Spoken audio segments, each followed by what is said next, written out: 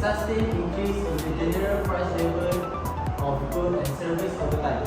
That means that every single time the inflation always happen in our country. BNM forecast United Bank Negara Malaysia 225 inflation say between 1.5% until 2.3%. That means prices are rising slowly and stable, manageable inflation to manage the inflation.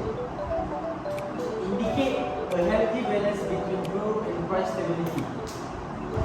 As you can see from my graph here, the graph went downwards, which shows that Malaysia is doing a great job to cut inflation away. So next,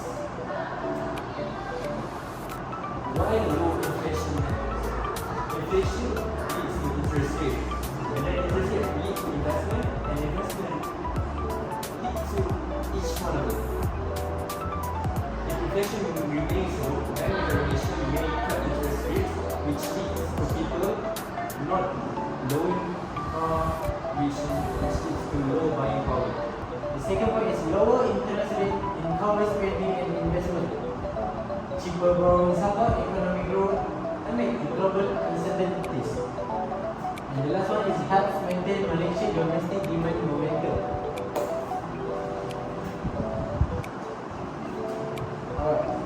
Effect of lower inflation. For the consumer, higher purchasing power. So when the higher purchasing power, goods become more affordable because the demand is higher. The second one is businesses. Stable cost and predictable market. So they can encourage the business to make more investment. Government reduce fiscal pressure. They also can allocate funds efficiently. And the last one is overall support balance and sustainable economic growth. That means that when a lower inflation, it can support economic growth. Okay, that's all from me. We call my friend Charles.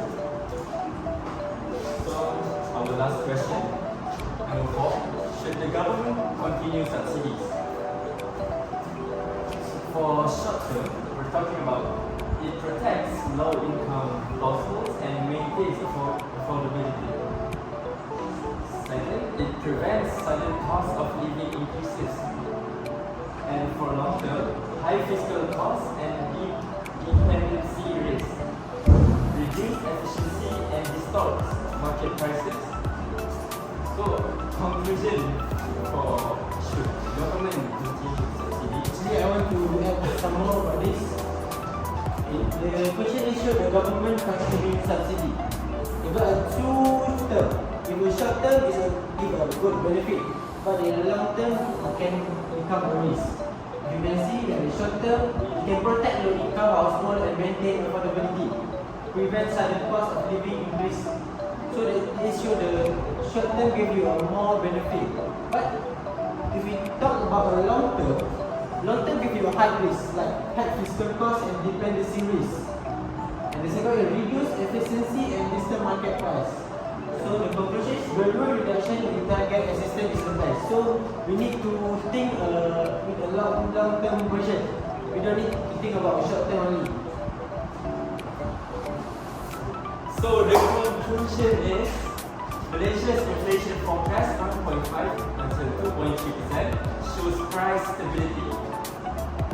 Next, low inflation gives Bank Negara Malaysia flexibility to support growth.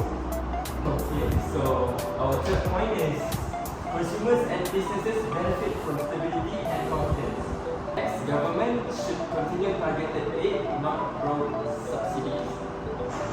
And the last one is Malaysia remains on a solid footing to face global challenges. So that's all from me and Sharon. Thank you.